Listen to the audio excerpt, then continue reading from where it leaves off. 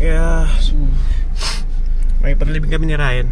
Ni Ronald tsaka ni Ryan Ronald sa lola ni EJ. So, sundin ko muna si Ryan. Konting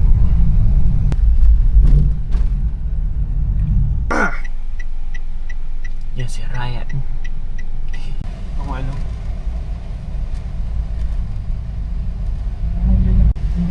Kakatanda ako.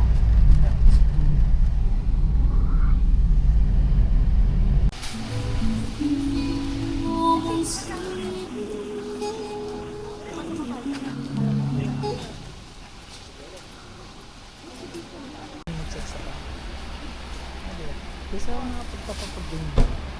Maganda pa din yung bukas. Lahat ng wedding na napupuntahan ko. Ano? Bus na. Hindi na kami ni Ryan.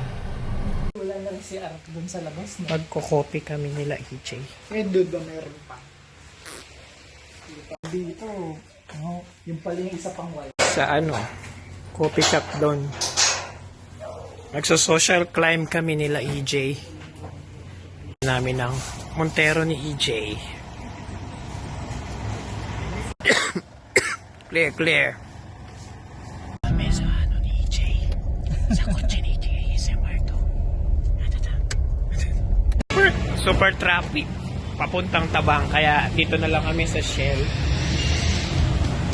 Sa Shell na lang kami nila EJ. Magkakape. Kaya tapos na kayo magkape. Part 2 naman sa bahay nila EJ. Yan. Uy, masakto pala to ah. Dito na may ganito ako sa ano. Sa accent ko yan na nakuha eh. Bago umalis. Nag-beep ba to Jay pag hindi ako naka-seatbelt? Nag-aalam? Hindi, ako lang. Sa driver lang. Parehas sa amin. Sa Toyota, ganun din yung sa Wigo eh.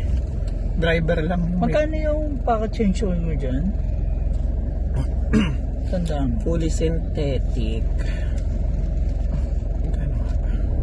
Isip ako kung dyan pa rin ba ako or sa... Awang-awa na ako dito. Alam ko wala, basta wala pang 3. Magto 2 years na. Jay, paano mo na? Kesa ano? Baka jail ace. Pero chinecheck mo na may oil, di ba? Na-check. Kasi yung tagal ko nang hindi naman rin ginagamit. Either i-check mo muna yung oil para maano mo kung okay pa. Or paano mo na.